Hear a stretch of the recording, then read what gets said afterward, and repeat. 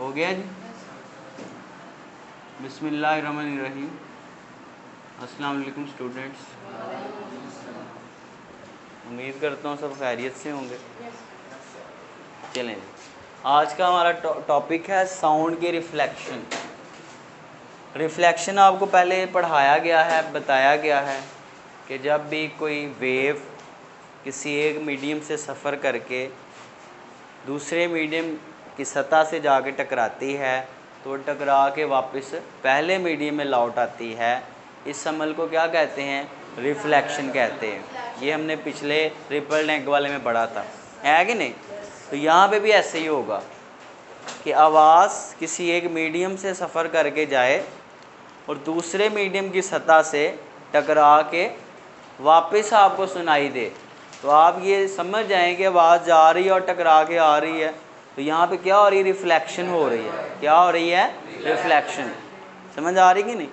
और जो आवाज़ आपको दोबारा सुनाई देती है उसको कहते हैं गूंज, इको।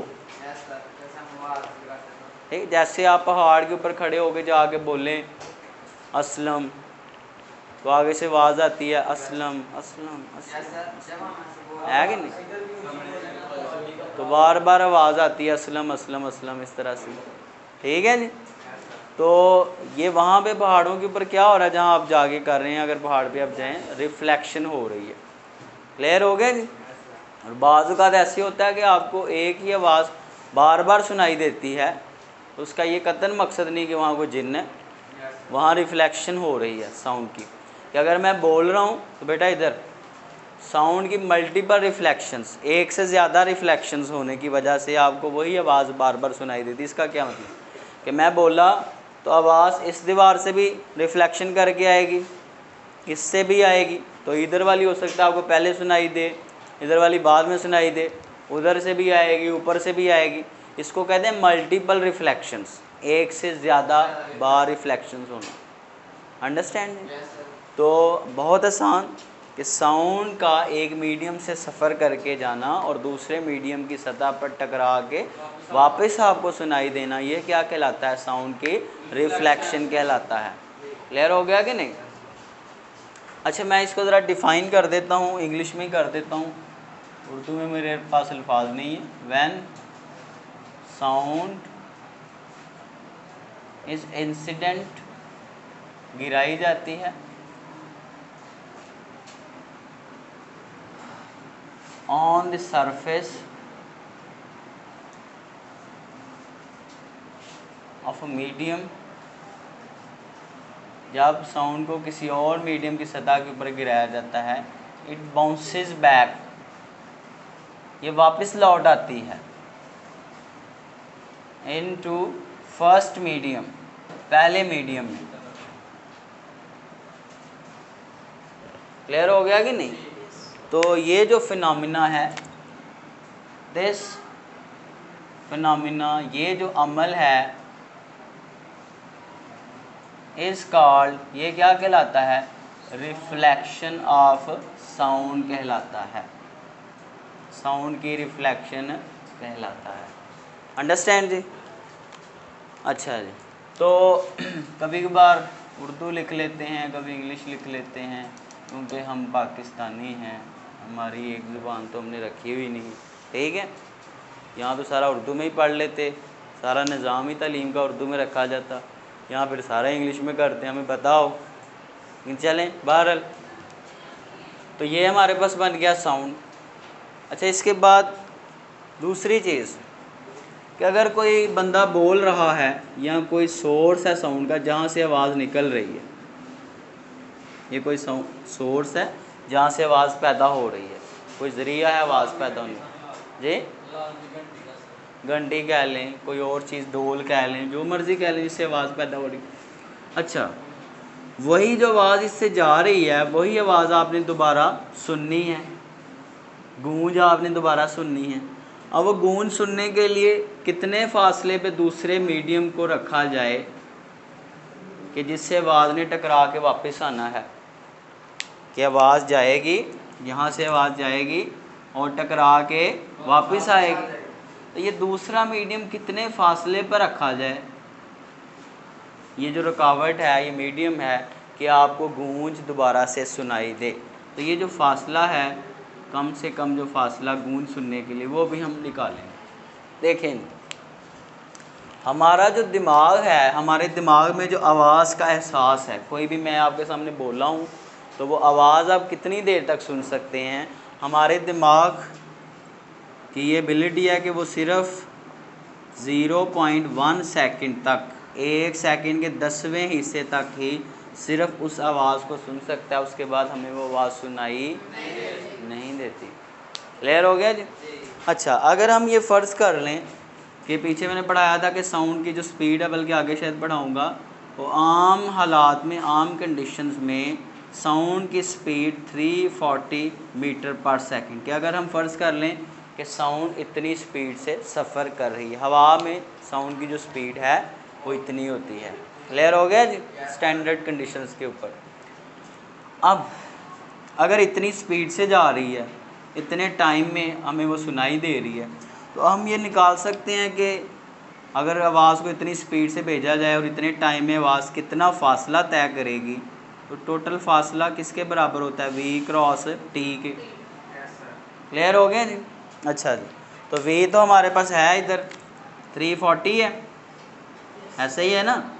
t कितना है? 0.1 है। क्या आंसर आएगा? नहीं बेटा, ये आएगा 34 मीटर। क्या आएगा?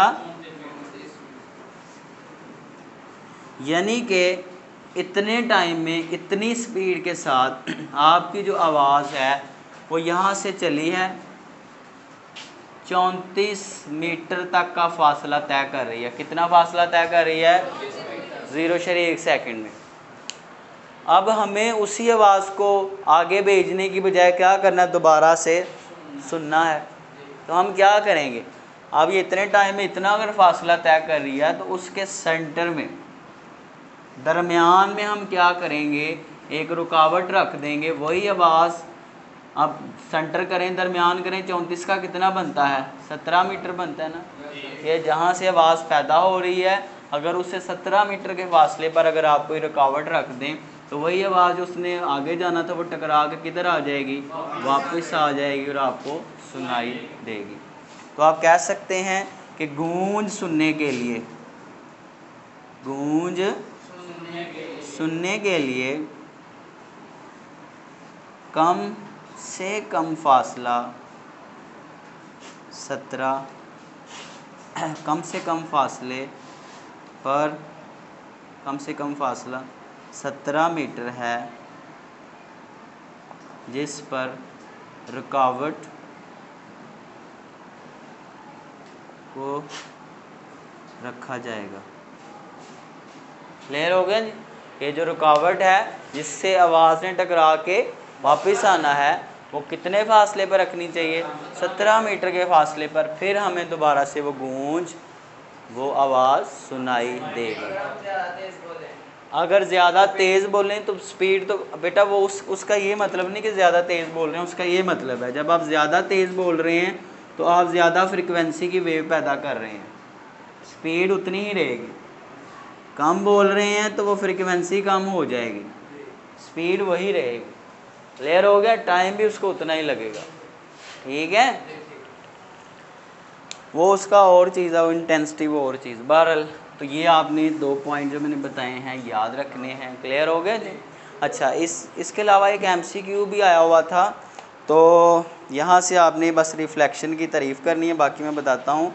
तो कहाँ पे है रिफ्लेक्शन की तारीफ़? जब साउंड किसी मीडियम, ये पेज नंबर 29 के ऊपर, किसी मीडियम की सतह पर पड़ती है, तो वही जो मैंने इंग्लिश में लिखा है, तो वो पहले मीडियम की तरफ वापस, ये दूसरे पैरे में नज़र आया है?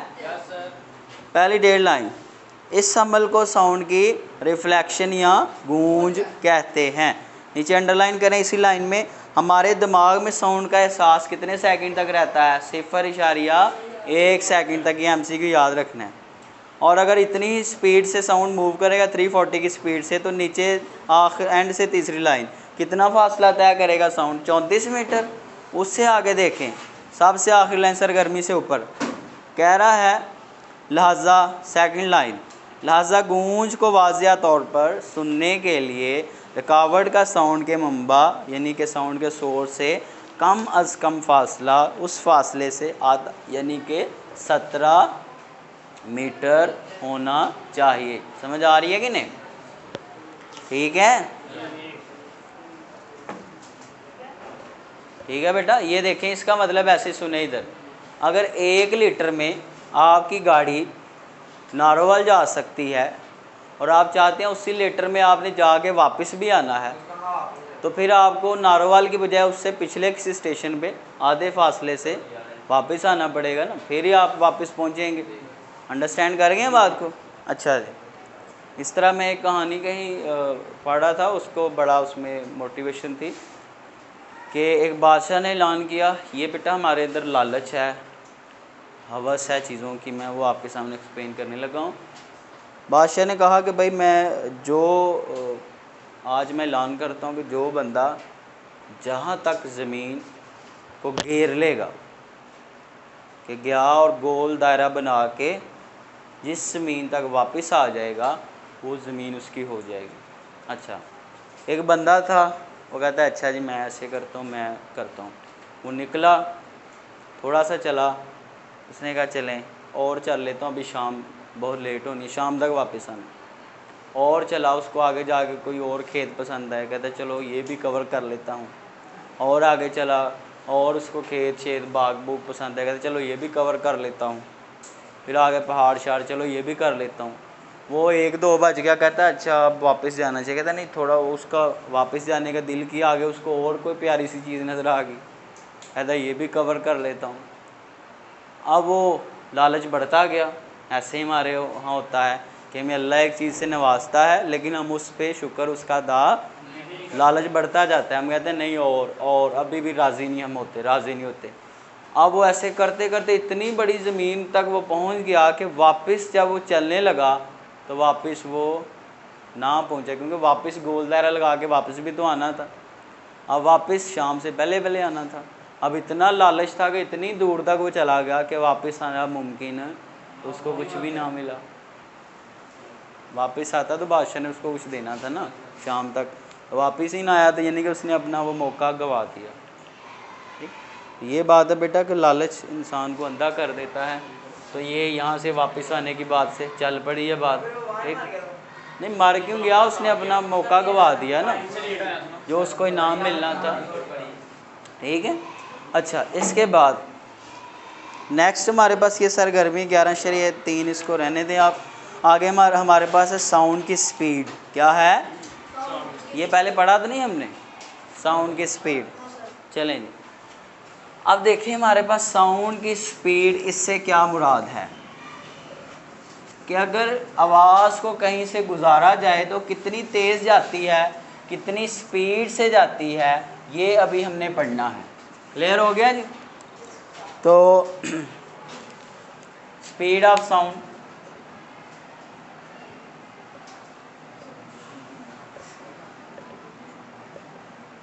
साउंड की स्पीड। क्लियर हो गया बच्चों? अच्छा ये क्या बला है, देखें ज़ाहिर है जैसे आपकी गाड़ी चल रही है तो किसी स्पीड से चल रही होती है ना, जब आप एक जगह से दूसरी जगह जाते हैं, इस तरह आवाज़ भी जब एक जगह से दूसरी जगह सफ़र करके जाती है तो कितनी तेज़ गई है, कितनी स्पीड से गई है, अभी हम उसकी बात करने लगे हैं। देखें बेटा, मैं ज़रा एक ही डायग्राम बना के आपको समझाऊँगा। ये एक सोर्स है, आवाज़ का मंबा है जहाँ से आवाज़ निकल रही है, कोई स्पीकर है, कोई भी शय है। उसके सामने आपने 3 तरह के मीडियम रख दिए हैं। मीडियम 3 तरह की हैं ना, ठोस, माया, सॉलिड, लिक्विड और गैस। अच्छा जी, जी जी बोले। प्लाज्मा को भी आप रहने दें, जो मेजर हमारे पास क्या कहते हैं मैटर की स्टेट्स हैं, मेजर वाली स्टेट्स को मिलें, क्योंकि हम यहाँ पे कंसीडर कर रहे हैं सॉलिड, लिक्विड और गैसेस को, तो उसी के ऊपर हम डिस्कशन करेंगे। आप देखें भाई क्या है भाई, ये एक सॉलिड है, ठोस है, ये एक लिक्विड है और ये क्या है, गैस है। अब देखें, आपको पता है कि सॉलिड के अंदर जो एटम्स होते हैं वो क्लोजली पैक्ड होते हैं, उनमें इंटरमॉलिक्यूलर फोर्सेस क्या होती हैं, ज़्यादा होती हैं ना, क्या होती हैं, ज़्यादा होती हैं। और इसके निस्बत लिक्विड्स में मॉलिक्यूल्स क्या होते हैं, थोड़े दूर होते हैं, और गैसेस में और दूर होते हैं। ये अब हमने आवाज़ को यहाँ से यहाँ भेजना है आगे कहीं। अब मैं ज़रा आपके सामने एक मिसाल देने लगा हूँ।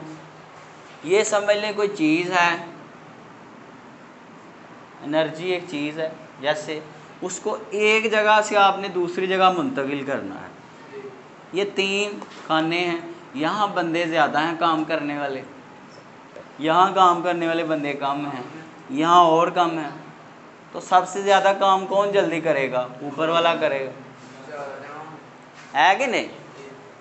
तो इसका मतलब कि सबसे ज़्यादा जल्दी जिसमें एनर्जी ट्रांसफ़र होगी, जिसमें साउंड सबसे जल्दी मुंतकिल होगा, वो हमारे पास क्या होते हैं, सॉलिड्स होते हैं या ठोस चीज़ें होती हैं।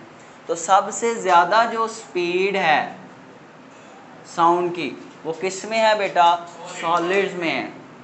सबसे तेज़ी से आवाज़ सॉलिड्स में सफ़र करती है, ठोस अजसाम में सफ़र करती है। अंडरस्टैंड जी। अच्छा, उससे कम, अब देखें, सबसे ज़्यादा सॉलिड्स की, उससे कम लिक्विड्स की। इसमें बंदे अब इसकी निस्बत अब इसमें कम है ना, यानी कि सॉलिड्स की निस्बत स्पीड लिक्विड्स में क्या होगी, साउंड की कम होगी। और उससे कम किस में होगी, गैस में। सबसे ज़्यादा सॉलिड में, उससे आगे लिक्विड में, और उससे कम फिर किस में, गैस में। क्लियर हो गया जी। तो लिक्विड की ज़्यादा किससे, गैस से, और लिक्विड से ज़्यादा फिर किस में, सॉलिड्स में, यानी कि सबसे ज़्यादा सॉलिड में। क्लियर हो गया जी। अब हम आम तौर पर जो हम साउंड को गुजारते हैं वो गैस में से गुजारते हैं, क्योंकि जब हम बात कर रहे हैं तो यहाँ गैस ही पड़ी हुई है ना, हवा पड़ी हुई है। तो साउंड को आम तौर पे हम गुजारने के लिए गैसेस इस्तेमाल करें तो हम कंपैरिजन करेंगे कि गैस के निस्बत सॉलिड्स में कितनी स्पीड ज़्यादा है। जैसे आप कहेंगे यार मेरे मुकाबले में तुम्हारे पास पैसे कितने ज़्यादा हैं, समझ आइए बात की। तो गैस के मुकाबले में सॉलिड्स में जो स्पीड है वो 15 गुना ज़्यादा होती है। कितने गुना ज़्यादा होती है, किसकी निस्बत, गैस की निस्बत। किस में, फिक्स है ये। क्लियर हो गया जी। अच्छा जी, अब लिक्विड्स की निस्बत गैस में जो स्पीड है वो 5 गुना कम है, या ये कह लें कि लिक्विड्स में कितने गुना स्पीड ज़्यादा होती है, 5 गुना ज़्यादा होती है बनिस्बत किसके, गैस के। क्लियर हो गया जी। इसका मतलब ये अगर गैस में 2 है तो 15 ज़रब 2 कितना हो गया, 30। सॉलिड में 30 है, यहाँ 5 है तो 2 ज़रब 5 10, इधर 10 है स्पीड। समझ आ गई बात की। तो आप यहीं से याद रखें कि सॉलिड्स में 15 गुना ज़्यादा स्पीड होती है, किससे, गैस से। माया में, लिक्विड्स में 5 गुना ज़्यादा स्पीड होती है, किससे, गैस से। क्लियर हो गया। और बेटा आप बुक से पढ़ेंगे तो आपको वहाँ मिल जाएगा कि जो साउंड की स्पीड है, स्पीड ऑफ साउंड है, उसको निकाल। अब जो साउंड है वो भी एक वेव ही है ना, साउंड वेव है कि नहीं। तो इसकी स्पीड फाइंड करने का फार्मूला क्या है, v is equal to f lambda. कितना है, v is equal to f lambda. अब आम स्टैंडर्ड कंडीशंस के ऊपर, स्टैंडर्ड प्रेशर के ऊपर जो स्पीड ऑफ साउंड है वो 343 मीटर पर सेकंड होती है। कितनी होती है, 343 मीटर पर सेकंड। साइड इंफॉर्मेशन में एक टेबल दिया हुआ है, नज़र आ रहा है आपको, शायद अगले सफ़े पे आपको नज़र आए या इसी सफ़े पे नज़र आए, नज़र आ गया। इसमें से एक MCQ आता है, इस दफ़ा पेपर में आया हुआ था, इसलिए मैं आपको अब टेबल वगैरह भी याद करवाता हूँ। अभी आप याद ना करें, जब पेपर्स के पास जाएंगे इंशाल्लाह फिर हम करेंगे, क्योंकि तब तक भूल जाना है फिर, ठीक है। तो कल के लिए आपने ये स्पीड ऑफ साउंड और दूसरा क्या बताया, रिफ्लेक्शन ऑफ साउंड। क्लियर हो गया। अब आपने यहाँ से क्या करना है, साउंड की स्पीड का इन्हिसार बंद कर दो। साउंड की स्पीड का इन्हिसार यहाँ से लेके 15 गुना ज़्यादा होती है यहाँ तक, ठीक है। और इसके ऊपर सवाल लिख लें, क्या साउंड की स्पीड का इन्हिसार मीडियम पर होता है? तो आप बताएंगे जी हाँ मीडियम पर होता है, कि सॉलिड में सबसे ज़्यादा, मीडियम सॉलिड एक मीडियम है, सॉलिड में सबसे ज़्यादा, उससे कम लिक्विड में, उससे कम गैस में। हाँ जी, तो ये आज का बेटा आप काम था आपका। नहीं जी, अल्लाह हाफ़िज़, बंद कर दिया।